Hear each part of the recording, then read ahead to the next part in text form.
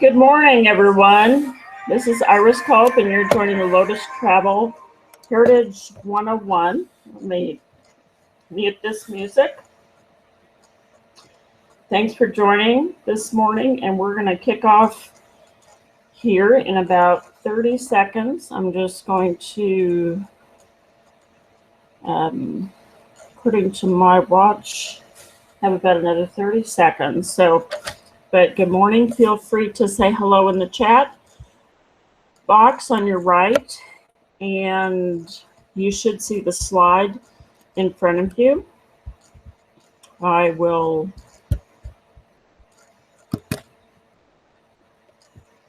add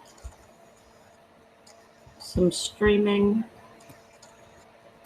of myself, but it's not going, so I'm not going to worry about that.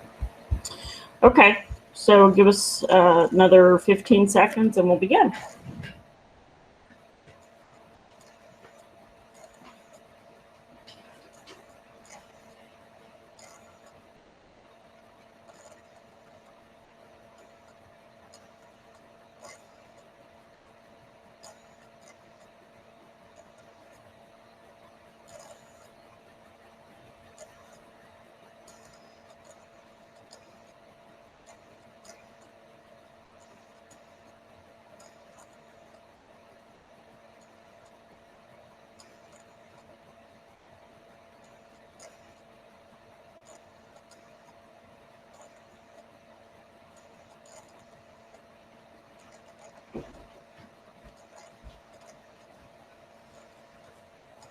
Actually, that was slightly longer. I realized I had set my glasses down a few more steps away than I thought.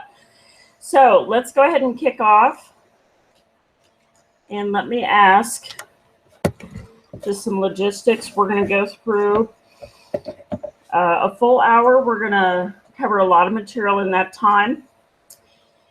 And I'll introduce myself, kind of the high points, and I'm going to try to save a few minutes at the end for some Q&A.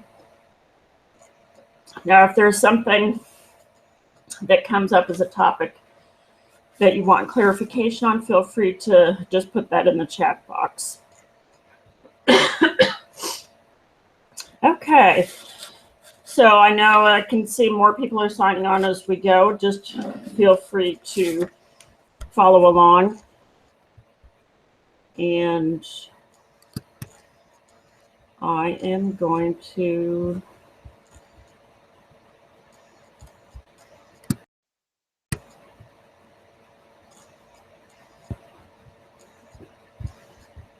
excuse me, I'm pausing here. Before I hit 50, I could seem to do three things at once. 2 children from China later and passing the 50 mark. I do better if I do one thing at a time. So anyway, as I said, my name is Iris Culp. I'm with Lotus Travel. I'm also an adoptive parent. And my background prior to beginning working with Lotus is that I have about 18 to 20 years in human resources, a master's in human resource development and adult education, and a bachelor's in communication. And I love the opportunity to do a little bit of work with Lotus because it allows me to combine my passion for China adoption as well as training and education and a little bit of writing as well. So I'm not going to belabor that, but just to give you some context for who you're hearing on the other end of the line. And I'm going to make this screen a little larger because it looks like we're in a new, they recently updated and it looks like you're seeing a small version of the screen. So if anyone wants to give me feedback, I would appreciate it if you just type something, if it is full screen or partial screen, and I'm gonna try to convert it over to a fuller screen for everyone here. Okay, and then kick off. And I may have trouble seeing the Q&A on this full screen, so if you're asking a question, just bear with me. Okay, Lotus Travel is started, and I'll fly through this, by Lu Yi, and there's his family, Leah, who I work most directly with. They have both China and U.S. offices. We really specialize in the adoptive world. Okay, so here's the part, it's a little fun. This is my youngest daughter, my second daughter, and I in 2005, and it's my favorite picture. And because I get to do this, I get to throw a picture in there of us. But she didn't smile all during her province time. She was with her foster family, finally got to Guangzhou, and that's one of my favorite smiles. But we do specialize in really once in a lifetime moments, both adoption and heritage travel. But we're going to focus on heritage travel today and what makes that unique. These are actually my daughters on their first trip in 2008. And what makes a heritage trip different than, quote, kind of an international exotic vacation is that cultural identity connection, as well as those relationship reconnections. You might be visiting an orphanage or a foster family, and sometimes it's just the physicality of the first place. I do like to talk a little bit about research and provide some context to why these trips are distinct from your typical international vacation. These are important to obviously plan for them. No one comes to adoption by accident. Likewise, no one takes a heritage trip on the spur of the moment. But they are important for several reasons. And some of the research that bears this out, the first one I'm going to mention is the Evan B. Donaldson Institute did a massive study in 2007. And it was called Beyond Culture Camp. And basically, some of the key findings are summarized here, kind of the main core key findings, saying culture camps are great, they're really just scratch the surface, and that positive racial identity really comes from, quote, lived experiences. And some of those are obviously birth country visits, schools, the day-to-day stuff, and having racial role models. Now, another compelling point is up at the top that I think is kind of a double-edged sword. Transracial adoptees, 78% of those individuals wished to have been white. And you can see that as a positive or a negative. So I think it has both sides. Typically, children adopted from China or Vietnam or any of the key Southeast Asian countries are typically adopted by Caucasian parents. So it can be interpreted and seen through the lens of the people who they know as mom and dad, parents, and family members are typically Caucasian. The other part of that is it provides us kind of an extra layer of responsibility as parents to, surround them with positive racial role models and some of these other experiences, because they have a little bit more work to do when it comes to identity development. Another book, actually, this is a book, and it was done out of a dissertation, and I will refer to this book later. It's called From Home to Homeland. I have a couple of chapters in there, as well as many other adoptive parents. But the key kind of core of the impetus for putting that book together came out of a PhD dissertation that really focused on following about 5 to 6 families who took a trip and then seeing kind of what their similar experiences were and trends and so forth. And this was the upshot of that, basically saying after a trip, there's typically an increased interest in both the culture and the language for the kids who've taken this experience. Also, confidence level. I also call it kids get more comfortable in their own skin is kind of how I feel the essence of that gets captured. And I can certainly speak to it from a personal one-on-one experience. My oldest was 7 when we took that first trip. And prior to that, she was at that time, she was in a Montessori school, which is strong in geography. Picked her up one day and there was discussion with her, and I think it was the teacher assistant, if I remember right, and she was pointing out to me about the geography, And then she turned to the teacher assistant and pointed out China and said, and I have been, and kind of put her hands on the hips, I have been and climbed on the Great Wall of China. So, which, of course, prior to the trip, it was more, oh, there's a Great Wall in China. It was very kind of abstract and interesting, but vague. And once she had been there, there was kind of this, I own that. Not, just kind of, I own that experience. So, it's kind of like visiting the Grand Canyon or seeing photos of it. There is very different context once you've visited a place, especially for younger kids. There's also differing expectations and needs for kids versus parents on a trip, and we will touch on that a little bit more, but that was another comment or finding they had. So what makes it different? We put our trips and agendas together with, and these are my kids with my sister and husband, their godparents, visiting the pandas at that time. They're very child focused. We have downtime. We pace it for family and kids. We provide a lot of hands-on experiences. And then, of course, that relationship piece. These are several photos of Louis on some of the trips he directs and guides. He teaches Tai Chi and so forth.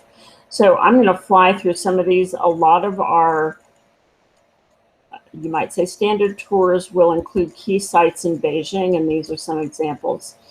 In Xi'an, sometimes you can try your hand at, making a terracotta warrior, posing behind it. We also ride bikes on the city wall in Xi'an, make dumplings. We visit a school oftentimes, and I love to point out the bottom right one, school is school. But that glimpse into real life, what life might have been if they were in a different location. This we usually range outside of Xi'an, which is a more rural area. And then Hu County is a really wonderful place to visit, both from a standpoint of it's the home of a very famous style of painting called like peasant art painting, and you'll recognize it.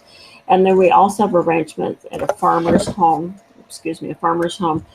which you can kind of think bed and breakfast. You see a photo on the right there of the bottom floor, and then the photo here on the bed where the beds are and the girls are is really the upstairs where families stay.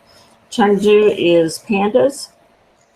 You can hug a panda. That will be a separate cost. It also is a wonderful place to see local artwork, a lot of parks. It's a wonderful little city. The bottom right is a local place where I stayed, and just is Jingli Street, and a very fun place to take in a few local customs and sites. The next, you might say, typical spot on the agenda can be the Guilin Li River in Yangshuo area. This is where you'll see a lot of karst mountains, traditional landscape, and then there's an impressionist show on the water there in Yangshuo. Often take people to a cooking school, might be able to do a bamboo raft ride, those kind of things. So very interactive. So let me jump to kind of the core, two probably big questions to cover before one makes that decision about traveling. So timing and kind of best age. So from a timing standpoint, in terms of the children's age, and there is an article on our website, and I'm happy to send it out to anyone who wants to just jot me a quick note at iris@lotustours.net. And it's by Dr. Rebecca Nelson, who's a child psychologist as well as an adult transracial adoptee, adopted from Korea.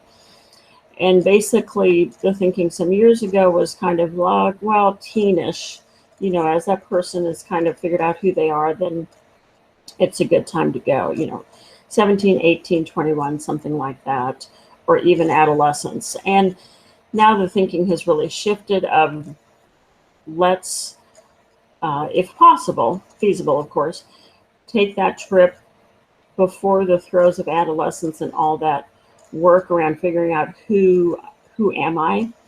Then it's a little bit more of an anchor to help them have that identity piece in place before the storms, if you will, of adolescence.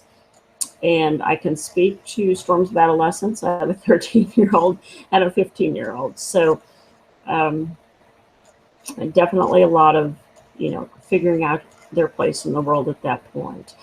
So generally early elementary is what's considered kind of ideal, particularly if you're looking for one trip, which, she also says, quote, multiple visits across a lifespan is ideal. And while that is ideal, I also recognize that it's not a trip that you take often or on the spur of the moment or that kind of thing. So someone might be looking at one trip, maybe two. And I do concur that those early elementary ages are great. They're old enough to travel fairly well. They are, they can handle the rigors of change, and they're just kind of interested in everything. And as they get into the older adolescent and teens, as she puts it, they're more wrapped up in their own social context, which is so very, very true. And I wouldn't say there's a really bad time to take a trip. Just getting there, I think, is kind of the important criteria. But being able to engage with your child and just visit it while they still like traveling with you. It could be one way to phrase it, or while they still look to you to interpret events and things they don't quite understand. So that's important. Advanced planning, I'll just quickly throw that out there. Anywhere really from 6 months to 18 months. Lots of times it takes a long time just to decide what season are we going to go and what age should our child be, and then financially will those things work. So I think in some ways picking the date is one of the hardest. And then who to bring. I just suggest, be intentional. Would this be a good trip for godparents to go along on and learn more about your child's life, or grandparents if the health is there, or travel group. So just something to think about. So some seasons. Summer is, of course, the default from a kid's schedule standpoint, and that is certainly the most common time. I tend to like springtime. It has really nice weather, and if you travel early enough, it's considered shoulder season, and usually your airfare is a little less costly than summertime.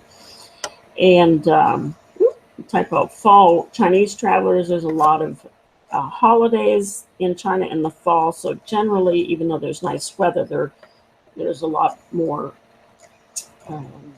crowds from, particularly the first week of October, for Chinese nationals traveling. Winter, usually the airfare has the lowest cost in the winter, and it is not too late to join a winter 2016 trip. So if you're interested, drop me a line or give me a call after. But winter can be really wonderful. You really won't have crowds. You won't have to worry about heat, any of that. So those are just some things to throw out there. Heritage tour options. And I'm going to fly through this. Standard tours where, everything is preset, and then specialized where you kind of design it from the ground up. And then I think the most common is this combination where you choose kind of a group itinerary that might be already set and going on a specific date, and then you customize it with, say, a visit to your child's or children's hometown area / orphanage city. Cost considerations, and let me just kind of answer the big question that everyone has in their mind, and it's going to be very rule of thumb, because of course each trip is unique and designed according to the family. Even if you're choosing kind of a standard base and then just adding on a customized visit to your hometown area, each one of those is going to be individual. But if you look at just a base price for roughly 2-ish weeks in China, which would include your in-country travel, all your accommodations and lodging for those 2-ish weeks, plus your entrance fees and probably 80% of the meals, right around 2,000 per adult. And from a travel standpoint, 12 and older is considered an adult, and then 20% less for someone who's under the age of 12. So that can give you kind of a ballpark. That does not, of course, include international airfare. That will depend and vary greatly. As we all know, it can be radically different. But you can plan or give a general ballpark of around 2,000 for that base tour cost. We don't include all the meals purposely. We want you to have some flexibility of, oh my goodness, I'm dying for some KFC or McDonald's or whatever it is, and have some ability to have more free time and downtime. We don't structure our agendas so tightly and so rigid that you're like, oh my gosh, I'm just dying to stay in my hotel room. So there is some of that flexibility there. So cost considerations, how do you keep it manageable? Anytime that you are in a group of 10 or more adults, you're going to get the best rates from a particular accommodation standpoint. Now, there's different hotel accommodation levels. We generally book at kind of 4-star or above. You can go for like a 3-star, it will be easier on the budget. Generally, for a first trip, I kind of recommend that 4-star level. It's similar to probably what your adoption trip was booked at. First time back in country with your child or children, it's nice to have some of those comforts that are more typical in the Western country. Swimming pools in the hotel, an English speaker, somewhere on staff, that kind of thing. When you go into 3-star, it would be more like Home Inn or Holiday Inn equivalent, which are just starting to really develop in China. But there won't be an English speaker, maybe available via phone or something like that. But it's going to be smaller and just more basic. And then doing that group private combination will help keep the costs in check. Okay, so I'm going to stay on this slide a bit in terms of just talk about some of those, you might say the soft or the big picture, if you will, planning aspects of taking a journey. So, and this, I like to just throw out some personal comments. This actually is my oldest daughter in her hometown area. We traveled to the capital city. This is the Yunnan province. And then we had to travel like 7.5 hours to reach her hometown. They're very, very far into the mountains. And this is the day we left. I just snapped a picture of her kind of overlooking some of the fields before we departed. So usually this area that I like to pause and take some time on has to do kind of with that, not only the physical journey, which we've already covered, but a little bit more also kind of that emotional journey. So I say talk times kind of all the time. As let's just say you've picked to travel this winter, next spring, next summer, and you just start talking on a regular basis about things they will see, what they will do, and get some, what's the right word, enter their world and try to understand kind of where they're at and what they're thinking, what questions they might have. You can get out travel books and show photos of each place you would plan to visit. I love Google Earth. You can Google Earth, the hotels you're scheduled to stay at. You can Google Earth, the hometown area now, possibly even the, street on which the orphanage is. And, it just depends. But some of those kinds of things can be accessible through Google Earth. You can check out, I think National Geo has a series called Wild China, and you can say watch that on Friday family movie night or whatever, and it's just the beauty of kind of the natural world in different places in China. Of course, China is geographically massive and it has a very diverse ecosystem. So, that can be just kind of another introduction. And you can also do things such as start providing some context about some differences that they will experience, that if they were, a very young child / infant or even toddler, they may or may not have any cognitive recall of. So, for example, if you live in a small town or a suburb and you're obviously taking a trip, you're going to visit a lot of the large cities in China, the Beijings and well, they consider Chengdu like a small town, but I think it has 6 million. But talk about some of those differences, large apartment complexes versus suburbs, and, the differences in housing. One of the things that came to me to share as an example, when my kids were taking that first trip, and I was trying to explain, we live in a suburb in Oklahoma, so, very typical kind of mid-America thing. And I was looking for a way to share context. There's I think at that point it was 1.4 billion people now. It's, I think, 1.6, live on 20% of the arable land, even though 80% of the population is on, the coastal 20%, yada, yada, yada. So I said, you know what? Our house has 4 people in it, mom, dad, you, and the 2 of you. And China has a very intense, I didn't use the word intense, but anyway, very big population and a lot more people even than the US. So there might be times, and we're going to visit big cities, and there might be times where, there's a lot of crowds, that kind of thing. And I had, my youngest was, is, and was even more so, particularly shy and kind of reserved and intimidated anytime there was a large, group. So I just shared, if our home was in China, or if we were the equivalent, there might be, at least 16 people living in our house. And, more than likely it would be, some grandparents and maybe aunt and uncle and that kind of thing. And the eyes got wide, and, that brought it down to a practical level. So things that that are differences between the 2 countries, that there might be anxiety, or even if there's not, if there's something like, oh my gosh, that really surprised me when I was in China. For example, if you don't regularly encounter someone who's panhandling, on your way to school or on your way to the store, whatever, if that's not a typical thing you see, it may be something you want to kind of make them aware, expose them, or something like that, because you don't want them to be unprepared, because you will not be able to control, if there are uh, individuals who are begging, like right outside your hotel, which is not necessarily unusual, to kind of choose a spot right outside a Western-based hotel, or a hotel that caters to Westerners.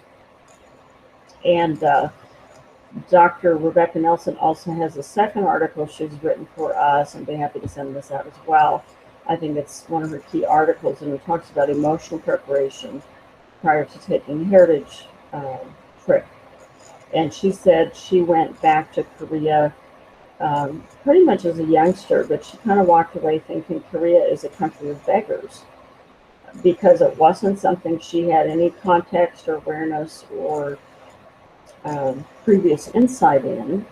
And things that surprise us or shock us really stick in our mind, because they're kind of traumatic in a certain way. So it forms a really crystallized memory. So I would encourage you to kind of think, was that an issue, or is that something that, yes, you might encounter? Absolutely, highly likely. And then how you want to potentially have any conversations around that. So that's just one little aspect. This ties in a bit to the next point. Take on a global mindset also about things you might encounter, such as, and I'm going to hit another one that is common, pit toilets, squatty potties, whatever your favorite name is for the distinction between Western toilets and typical toilets in China. I would encourage you, don't express disdain or discomfort or anything about it. Just explain there's a different, we're going to see some of both kind of toilets. In Beijing, there's going to be the kind we're used to, and then other places and the hotels are going to have, Western toilets, and some of the other places we may run into pit toilets. And so to prepare my kids, they're young, I just said, okay, it's a little different, so this is how it works. We're going to practice here in the shower, and just kind of, did a demo. And just explain, yeah, this is just how it is. So here's where that global mindset becomes important, because let your kids kind of decide, or your child decide, is this something I prefer or not prefer? Obviously, they're used to the Western toilet, and particularly in Beijing, you'll see a lot more of them now after the Olympics. It's all over, and I think they planted over 1 million trees for the Olympics. So, in some ways, parts of Beijing you wouldn't know if you're in Beijing or New York, but um, the pit toilet thing would be something I would encourage you to broach in the conversation, but not necessarily say, oh my gosh, I'm going to totally avoid that. Because if you pick up and communicate disdain or negative attitude, then they kind of are in this awkward situation of, oh, well, my country's supposed to be great and my heritage is supposed to be great, but yet the person I love hates this. So, let them decide. I have a good friend actually who has now worked a nurse practitioner, and she traveled with me for my second adoption. And it's great to have a nurse along as your travel partner. Um, and she now has worked in northern Iraq for about 18 years. So she was there before it kind of became the place to be, so to speak. And she said, oh, I much prefer pit toilets because it's much more sanitary. Generally, my skin isn't touching, the spot where, like, who knows, 5,000 other people have sat, in the last 2 days or whatever. So that was an interesting perspective for me. She's, from small town Oklahoma, but this is now her perspective. So yeah, let your kids kind of pick those things and speak positively. Both kind of go in a spirit of adventure and let them kind of try on what they like and don't like, and just listen. So, okay, trip list or project. There's an article in the book From Home to Homeland that I've prepared. I can send it to you as an article, or it's one of the chapters, and it just makes some suggestions. And then in the article, it actually also lists some current resources, but things like how you can kind of get involved in projects ahead of time that will convert abstract planning to some more concrete kind of activities. You can do a thing like take a photo album and have 2 slots per page. At the top, you can put in like, okay, this is, cut out of the internet or one of our brochures or wherever, like this is the Great Wall, and then you leave the slot at the bottom open, and then once you guys get back, you put in like your own photo of yourselves at the Great Wall. And I have one that has I'm making all these motions, which I know you can't see, but a little slip at the bottom that has about 4 lines, and then you can just make comment. So I like that. I mean, there's a number of things. This is just one potential. Kind of the pre-trip where you look through and kind of slot in, well, these are 6 photos of places, one of the cities we're going to visit. Here's another 5 or, 10 or whatever. And then when you return, you slide them in there and have a conversation. It can be a nice little coffee table, small book, depending on the age and the extrovert level or introvert level of your child, potentially a classroom discussion, obviously not going into real personal stuff, and that kind of a photo book. But that's something that's tangible. It can be kind of a processing tool both before and then after, as you discuss. And oftentimes it is months after, and you realize your child is still processing or still thinking through some of the things they encountered, and that can be quite fascinating. The old comment about, and this is a little bit of a diversion, but I'll go there, the most interesting conversations happen at the drive-thru, and I certainly had that with my youngest, who we'd visited her finding spot, and then this was probably between 60 and 90 days after, and then she started asking me all these very intense questions. She wasn't even aware that, because she was just too young to really understand what that finding spot was. It happened to be one of our stops, and we were with the foster family and just said, hey, we're going to take some photos, and blah blah blah. And she just wanted to know all about who placed her there, what exactly she had with her, was there a bottle with this 2-month-old baby, and she just had very strong opinions about it. And of course, I'm processing depositing a check or getting cash out or whatever, but we're having this rather uh, delicate discussion. So even after your trip is over, your kids will definitely be thinking through and processing that. You can also do fun things like a photo scavenger hunt, and I highly recommend everyone has their own camera. Of course, now it's almost a default between iPods and phones, etc., smartphones. But if some of your younger kids wouldn't have that, I mean, even one of those, disposable cameras or whatever, because your kids will take different photos than you will, and it's kind of stunning. And sometimes their insights and pictures are, priceless and the best ones from the entire trip. I speak from experience on that, but can help them kind of own the trip, process it, share it. You can also, like, if you do the photo scavenger hunt, who's going to take a picture of the most loaded down bicycle, or the most stuffed souvenir shop, or the grossest street food, or whatever. You can make it fun, you can make it challenging, whatever. You can also just be intentional uh, with some things. If your child's going to be missing some school, and you can persuade teachers this is also an educational experience, which of course it totally is. The older kids could research, well, what are some of the social safety nets in China versus North America. If someone has a disability in North America, what are their options? If someone has a disability in China, what are that person's options? What is the pension system like? How advanced is it? Which really there's almost no social safety net. So that is why um, most parents rely on their sons to take care of them, etc. So it can lead into these other aspects that we're well aware of, some of the differences and some of the effects on family life there. Also, why not does your children want to visit the orphanage? What are their fears? What are the concerns? I will just throw in one little quick thing, especially with younger kids. It's important to kind of work through this and also talk about we're going to go to China, let's just say next summer, and then, we'll leave June 10th, whatever, we'll be back June 24th, et cetera, et cetera. Especially younger kids will sometimes only hear we're going to China, and somewhere in their psyche, the fear comes up, they're going to China to drop me off and leave me there. And as radical as that sounds to us, it's not radical and it's not unusual for that to come up as a fear.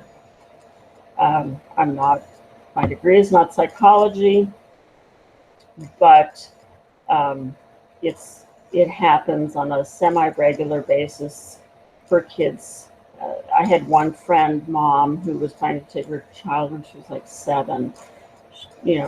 Kind of was getting all the plans, was so excited, and then suddenly her daughter just said, I am not going. I don't want to go. I want to stay and live here with you in America. And Catherine, the mom, was just devastated. She's like, what kind of a mother am I, that my child thinks this? And I just said, you haven't been to my webinar. This was before we started the webinar. You haven't been to my workshop. No, I didn't say that. But, I said, well, she's had an experience of losing a family and changing countries kind of at the same time. So let's try to see it from her perspective. I said, I don't think at all it's a reflection on who you are as a parent. I think it's a reflection on your daughter's pre-verbal early life experience. She may not be able to articulate that, but she obviously had that experience. So just a little tiny point that can be important. As you talk about it, it's a little different than a Disneyland trip or world, whatever. You can say, well, we're going to Disney World, then we're going to come home. Well, that's implied. But for this kind of a trip, I highly recommend just add that one little extra comment.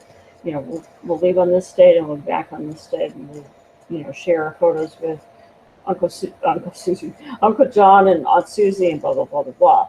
And then transition and talk immediately about what you'll be doing once you return home. Minor but big point kind of thing.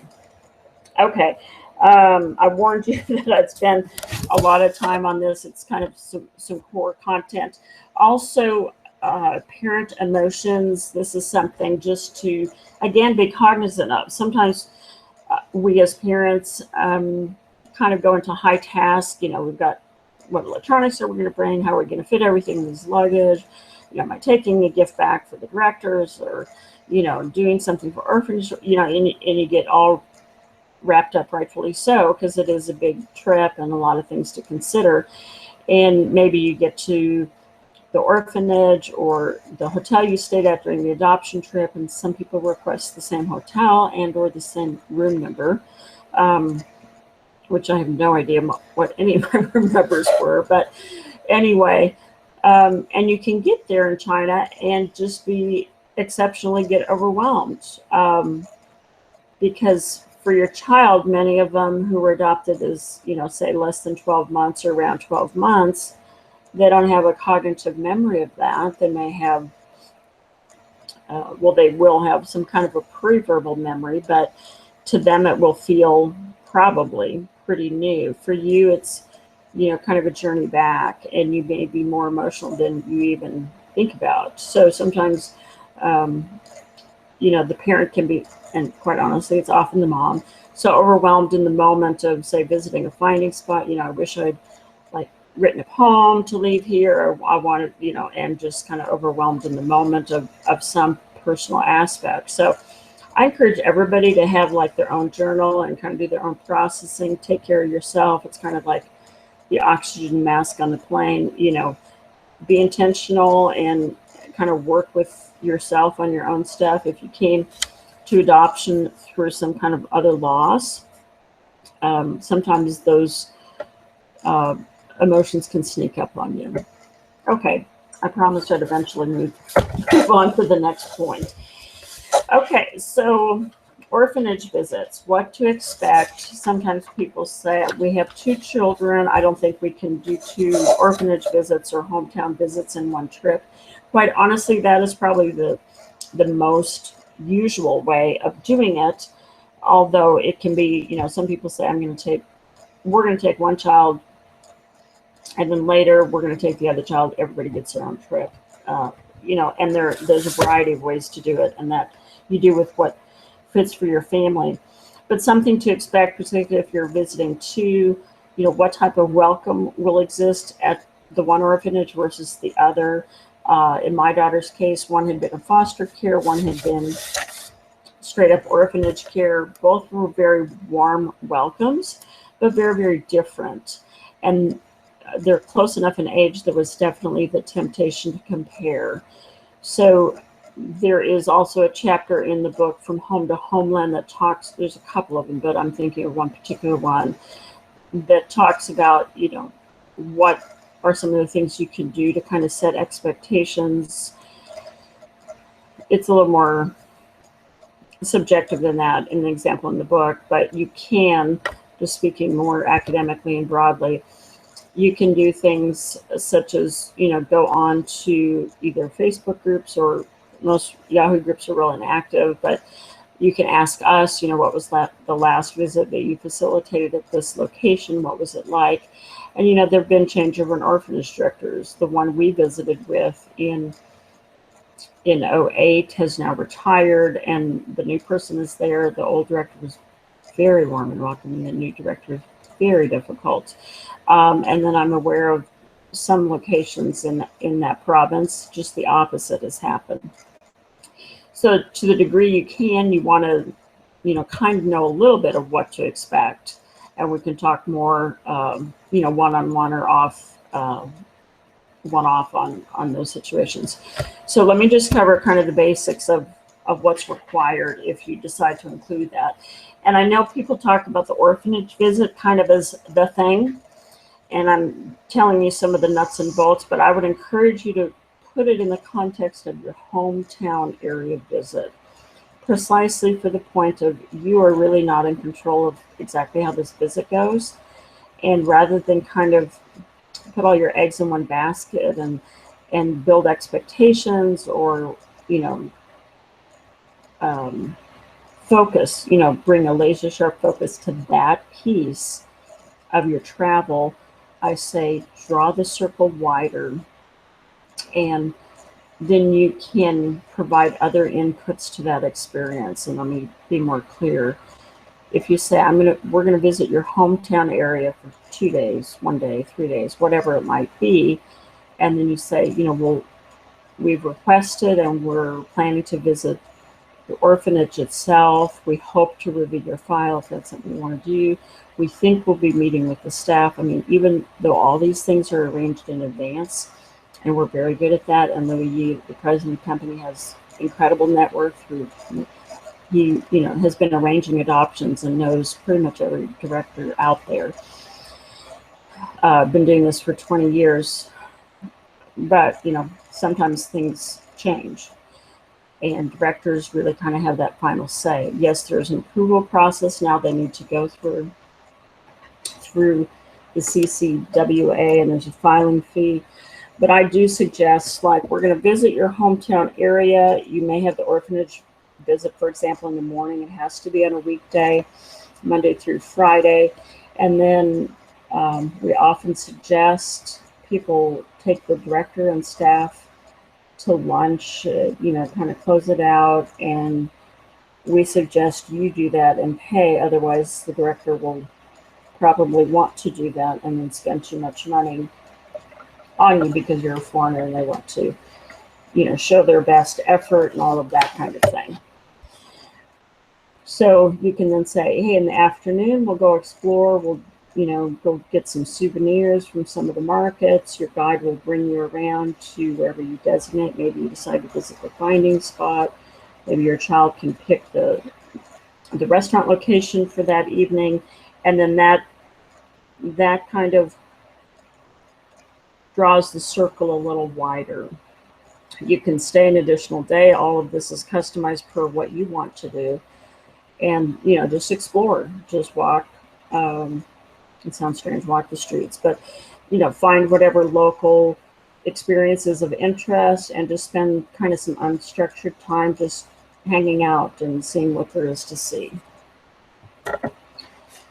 So then the orphanage file, lots of times people say, what is in that? And it will vary, but this is kind of, you might say, potentially a default. There's oftentimes the police report / which is called a certificate of abandonment, a finding ad, here's an example, and then, any relevant notes. Usually there's not much of anything that's exculpatory, if you will, really usually not surprises, but it does happen. Sometimes there's a different birth date that's listed.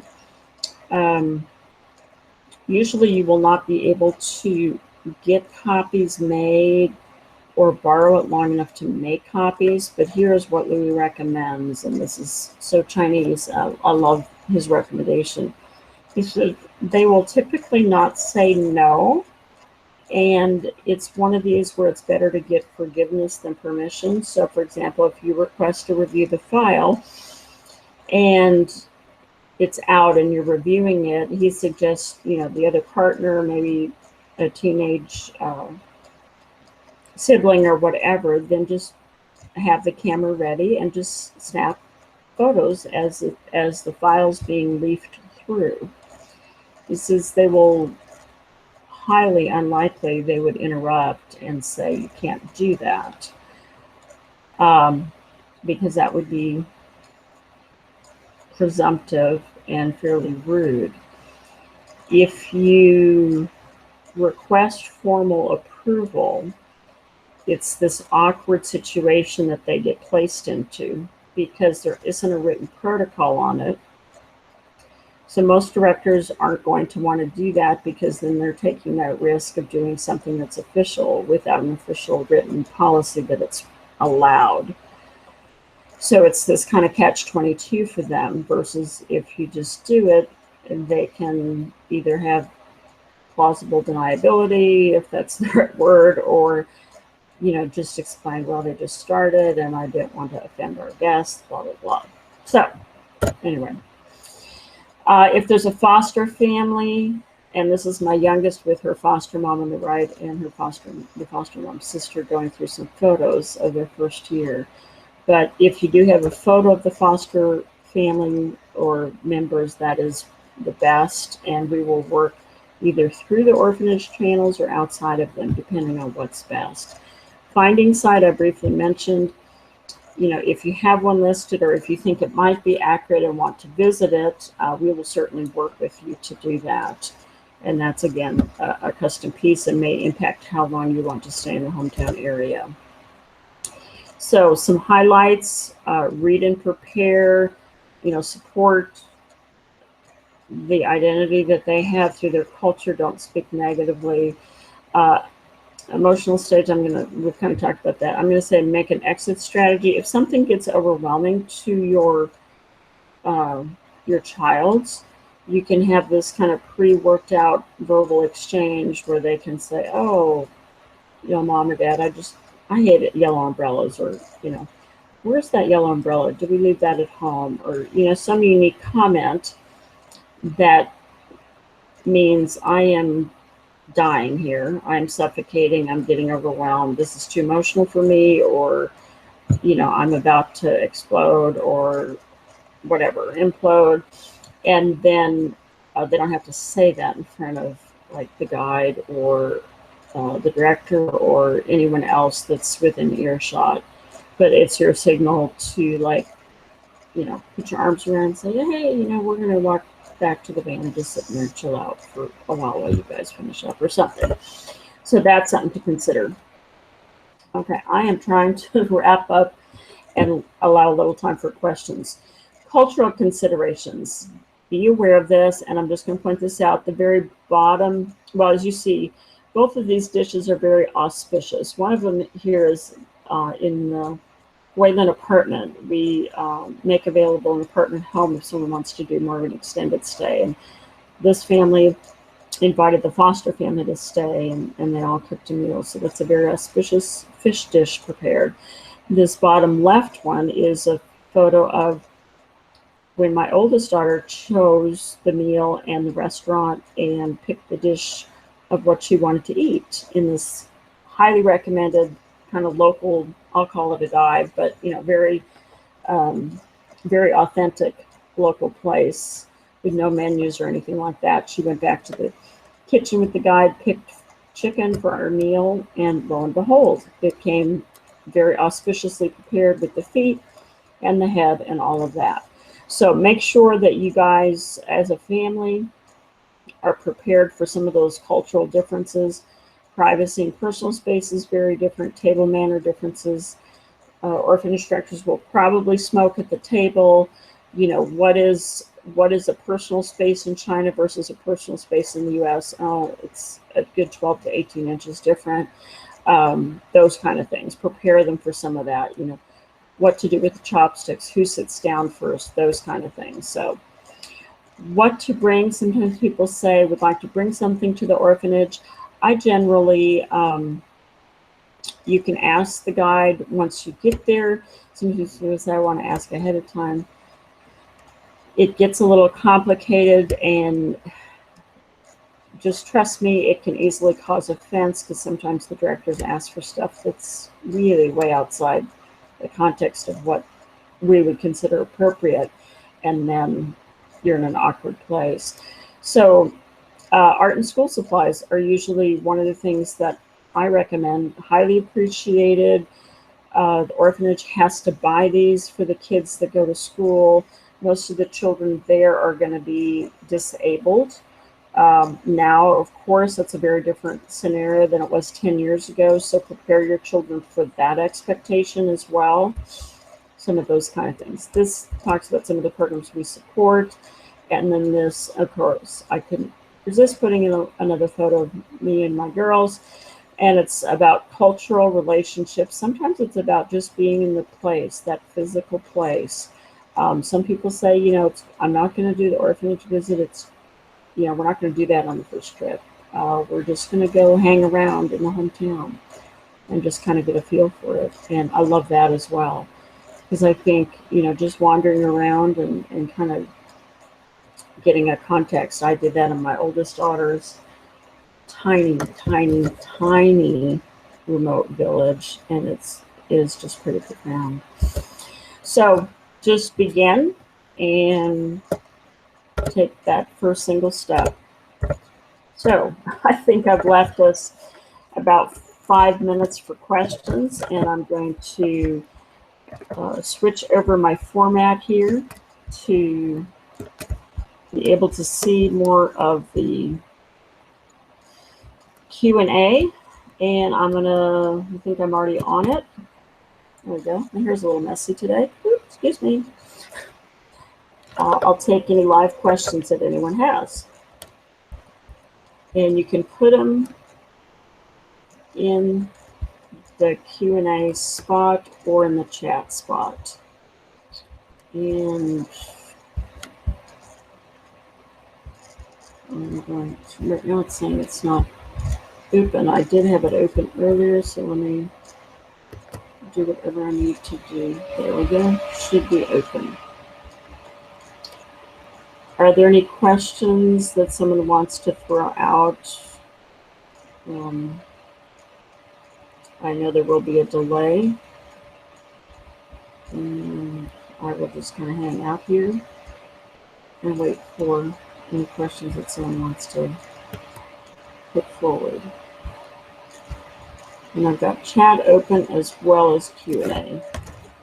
So I'm going to put a little item in the box that takes questions, and you can see it should pop up on your screen.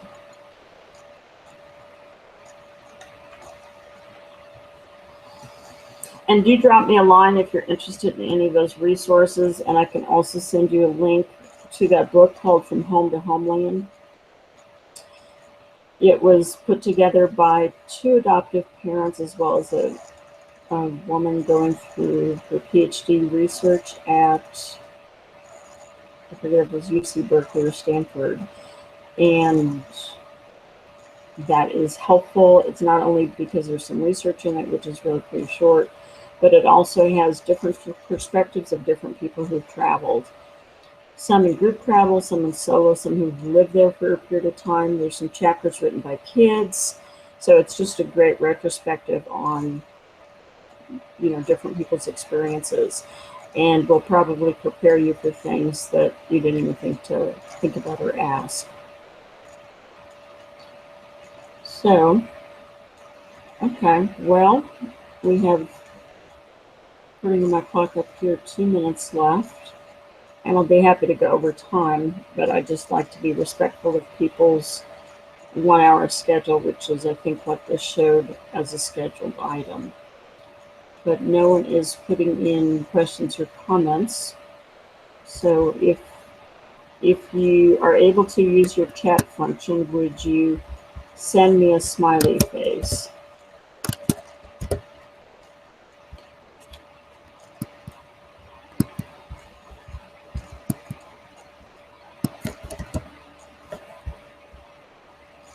There we go, there's one.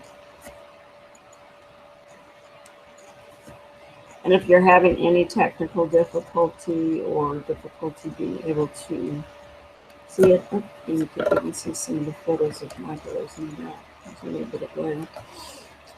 But feel free to just drop me an email. And I would love feedback, what you found most helpful, least helpful about this session. And I will be scheduling another session about off-path, and we'll be putting those up on our website. In, let's see, the 25th of this month, Louis Yi will be joining me and specifically talking about the Hunan with an H, winter trip, and he is leading that trip, and it has been arranged through the Hunan Provincial Civil Affairs Provincial Offices. There's a new director of the Hunan Civil Affairs, and that individual is young and very much wants to kind of facilitate the relationships with adoptive parents and the Hunan Provincial Civil Affairs Department. So he is partnering, or Louis is partnering with him to kind of send out a special invitation. They're going to waive the filing fee for anyone visiting any Hunan orphanage during this window of time in December of this year, and kind of doing some rolling out the red carpet activities as well. So if you or someone you know has a child or children from the Hunan province, I would strongly suggest you consider that trip, both from the extra features of it, as well as winter can be a great time, especially from a travel standpoint. I mean, excuse me, an airfare standpoint, air ticketing standpoint. So,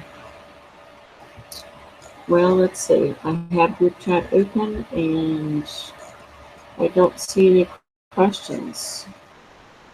So I will hang out another minute or two. Let's see if anybody wants to add a question. I was going to send you a link. I think I will send the links just through email because this is trying to get me to send a YouTube link to this session rather than an independent link. And I'll send you a link to the book. You can order it from our website. Of course, it can be ordered at Amazon as well. And then I'll attach a few of the articles I mentioned. We probably have 30 to 50 articles. A lot of the articles, some of them focus on a province, some of them focus on, dining tips and etiquette, some focus on gift giving. There's just so much to cover. We just can't cover anywhere near all of it in an hour. So that's why I like to make reading resources available. And I will send out the tips and projects article along with the resource listing. There is also, I'm going to just throw in a couple more things because I know people are staying on the call, so I'll just add a few more things. There is a really good video series put together by an adoptive dad who happens to work in television, and he's done a few documentaries. Really, I'm sure this was a labor of love as he's traveled over there. And the name of the documentaries, a couple of them are Return to Pengway, New Year in Pengway, and there's, I want to say, 3 others. That follows kind of a rural family and their experiences, and then revisits them. And that's if your child is from any rural location or potentially a rural location, that can be, potentially fascinating thing to look at. There is also an excellent book, really for all ages, and it's not an adoption book in any way, shape, or form. It's more of a global awareness kind of book. And you can even now just Google the stats online. If you look for the title called If the World Were a Village of 100 People. And I love this book because it talks about, just the context. If the world had 100 people in it, I believe 6 would live in North America. It's been a while since I looked at the action. I think 1 has a computer. Maybe 8 go to bed hungry tonight. 45 speak Mandarin. So it just very much puts the world out of our North American, everything rotates around us perspective. And if you haven't taken international trips before, this can be helpful to kind of draw that circle a little bigger. And that is listed on that resource listing that I mentioned. And then there's the classic book, Kids Like Me in China, by Ying Fry, who documents her visit to an orphanage and has photos of realistic situations in orphanages, and that can be a very valuable resource to get if you don't already have it. So, okay, well, I am chatting and hopefully it's helpful, but what I will do next is I will close this off here in about a half of a minute. Then I will send an email out with some of those resources listed. And feel free, if you would like to have a, just one-on-one chat, brainstorm session about, well, we're thinking about this, but I'm not sure about the timing of that, or so on and so forth. I'd be happy to visit with you in person. Lotus Travel kind of takes the approach of education is important, so we do this at no cost. Obviously, we're doing it to spread awareness. We don't advertise. Really, we do educational things and support FCC groups because we feel like let's not advertise in any traditional sense. Let's provide education to families and so forth. So that's what we do and why we do that. And I will sign off. You all have a wonderful day, and hope you enjoyed this. Drop me a line if there was something you found particularly useful. I'd love to know that. And we'll talk again, possibly. Have a great rest of the afternoon. Thank you. Bye-bye.